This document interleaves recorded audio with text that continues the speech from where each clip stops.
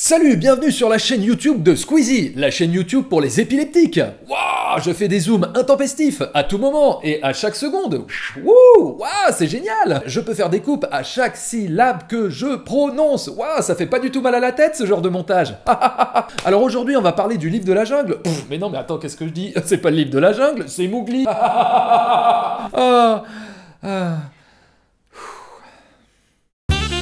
You talking to me?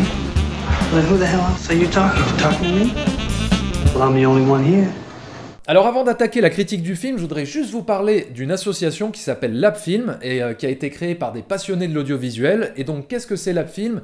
C'est une plateforme web collaborative qui permet de faire rencontrer des créateurs vidéo pour leur permettre de concrétiser leurs projets. Voilà. Et c'est une plateforme qui peut réunir aussi bien des amateurs que des professionnels.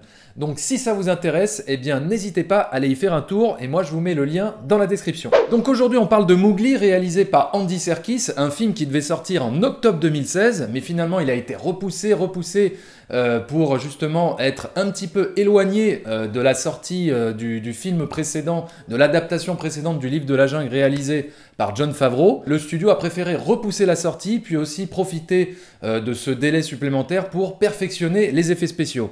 Et donc, voilà, 2 ans plus tard, le film sort, pas comme il était prévu, c'est-à-dire sur les écrans, mais il sort sur Netflix, puisque c'est en juillet dernier que Netflix a racheté les droits de distribution de Mowgli pour le diffuser exclusivement sur sa plateforme. Je trouve ça limite triste, parce que pour moi c'est presque un non-événement, j'ai vu aucune affiche dans les rues. Autant pour le film des frères Cohen qui est sorti il y a très peu de temps, là oui, il y avait des affiches, mais là, en ce qui concerne Mowgli, moi personnellement, j'ai rien vu. Il n'y a pas eu forcément voilà, des annonces importantes sur l'événement que devait constituer ce film, je trouve, surtout quand on adapte le livre de la jungle, qui est un roman culte, classique, voilà, ancré dans l'inconscient collectif. Du coup, ce Mowgli, c'est un vieux projet, puisque c'est un film qui, à la base, devait être réalisé par Alejandro Inarritu. À l'époque, c'était donc en 2013-2014, et là, il était occupé sur Birdman et The Revenant, donc il y avait un problème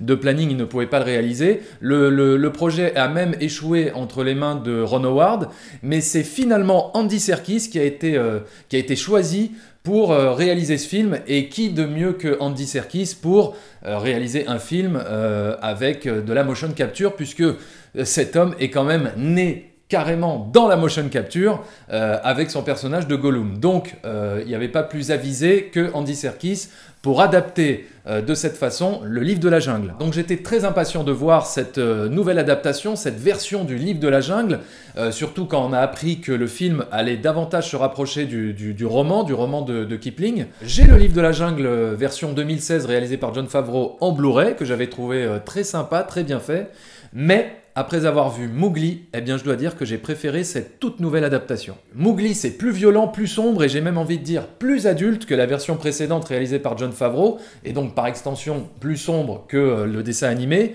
Il y a du sang, il y a des griffures, des lacérations, des cicatrices. Voilà, il lésine pas sur la représentation graphique de toute cette violence qui anime cette jungle. Il n'oublie pas aussi de nous rappeler que la loi de la jungle, c'est la loi du plus fort. Et donc, si tu veux faire partie d'une meute de loups, eh bien, tu as plutôt intérêt à faire tes preuves et à prouver que tu es capable d'être aussi fort, aussi rapide que ces animaux sauvages. On sent vraiment le conflit intérieur chez Mowgli dans cette version. On sent qu'il est tiraillé entre 2 mondes, entre celui des hommes et celui des animaux. Et c'est vraiment l'exploitation de cette thématique, c'est-à-dire trouver sa place dans le monde, qui est la source de toute l'émotion du film. C'est ce qui m'a vraiment plu dans le film, c'est de voir que Andy Serkis mettait vraiment l'accent sur cette thématique, de montrer l'histoire d'un enfant perdu, coincé entre 2 univers. D'un côté, le monde des hommes qui le rebute, et de l'autre côté, les animaux de la jungle qui ne l'acceptent pas complètement, même la meute de loups à laquelle il appartient. Donc ce film aborde un ton et des thèmes plus adultes que je ne l'aurais pensé, et c'est plutôt rafraîchissant. On pense même par moments à L'Enfant sauvage de François Truffaut, dans certaines scènes par exemple où Mowgli, on voit bien, n'est pas adapté au monde civilisé.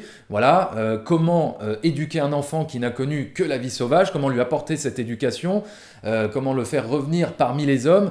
C'est tous ces thèmes-là qui, je trouve, apportaient vraiment toute l'émotion au film. Et d'ailleurs, je vous encourage à lire le livre L'Enfant Sauvage, qui a évidemment inspiré le film de François Truffaut. Alors en termes de mise en scène, on sent que Andy Serkis a fait ses armes auprès de Peter Jackson, tellement certaines scènes semblent être sous l'influence du maître. Sa façon de mettre au ralenti deux personnages qui se regardent comme ça intensément, comme si le temps était suspendu, ça fait énormément penser à des passages du Seigneur des Anneaux. Ou alors cette scène où Shere Khan observe Mowgli au fond de l'eau. C'est pour moi l'une des scènes les plus belles et les plus poétiques de tout le film. En termes d'effets spéciaux, je dirais que le photoréalisme est moins réussi que sur la version de 2016 de Jon Favreau, mais on y gagne en émotion, je trouve, parce que justement la volonté d'Andy Serkis, c'était surtout d'apposer des expressions humaines sur les visages des animaux. Le personnage de Shere Khan, par exemple, est totalement réussi, il en impose grave, et au-delà de sa représentation physique, on va dire, c'est surtout dans ses yeux, dans son regard, qu'on décèle toute son émotion de colère et de haine. Et c'est ce qui en fait un personnage charismatique et une menace qui plane toujours sur la jungle. Le personnage de Baloo, lui, est interprété par Andy Serkis, et donc on est un petit peu loin des adaptations précédentes avec l'ours qui chantonne, etc. Là, on a un ours qui semble plus marqué par la vie, avec un pelage rêche. La musique aux accents hindous m'a fait penser à une autre musique que j'avais beaucoup aimée dans le film L'Odyssée de Pi. Bon, forcément, puisqu'on entend le même instrument, c'est-à-dire une flûte indienne, dont je ne connais pas le nom. Mais en tout cas, j'ai beaucoup aimé ce petit thème musical qui revenait souvent. Alors, il y a Freda Pinto qui joue dans le film, et d'ailleurs, c'est pas tellement étonnant, puisqu'elle jouait dans La planète des singes, les origines, qui était donc avec Andy Serkis. Donc tout ça, c'est lié, évidemment. Mais alors, ce qu'il y a de dommage avec son personnage, c'est que il est complètement sous-exploité, c'est-à-dire que je crois qu'elle parle même pas. Il y a juste une scène où elle chante une berceuse, mais il me semble qu'elle parle même pas, elle a même pas une ligne de dialogue, et je trouve ça dommage parce que j'aurais trouvé ça très intéressant qu'ils exploitent cette relation mère-fils avec Mowgli. Je trouve que ça aurait apporté encore plus de matière à la thématique qui était abordée dans le film, et ça aurait nourri encore plus de conflits chez Mowgli quant à sa décision de choisir entre sa vie dans la jungle ou sa vie parmi le monde civilisé. Voilà, c'est vraiment ça pour moi le point négatif du film, c'est qu'il manque un développement plus important sur les relations entre Mowgli et les hommes. Le film dure 1h40, 1h45, là où pour moi il aurait mérité de durer une demi-heure de plus, justement pour bien développer tous ces thèmes-là, et évidemment d'accroître l'émotion qui en résulte. Personnellement, j'ai trouvé le jeune acteur qui interprète Mowgli plus convaincant, enfin en tout cas plus mémorable que dans la version de 2016. Alors, c'est peut-être plus dû à la mise en scène d'Andy Serkis que véritablement à la performance de l'acteur.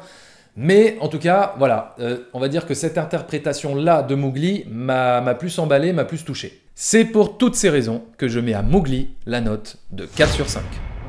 Mais attention, la critique n'est pas finie, ce n'est pas terminé, puisque je vais recevoir un guest, une invitée surprise qui va vous donner son avis sur le film immédiatement. C'est tout simplement ma fille, Diane. Voilà, alors Diane, on a vu le film ce matin à la télévision. D'ailleurs, on l'a vu en français, pour ceux que ça intéresse. Voilà, donc je n'ai pas pu profiter des véritables voix de Benedict Cumberbatch et de Christian Bale et de tout ce beau casting anglo-saxon, tout ça à cause de ma fille, à cause, voilà, c'est ça, d'être père, d'avoir des enfants, c'est qu'on est obligé de se taper des VF. Bref, est-ce que tu as aimé ce film, Diane?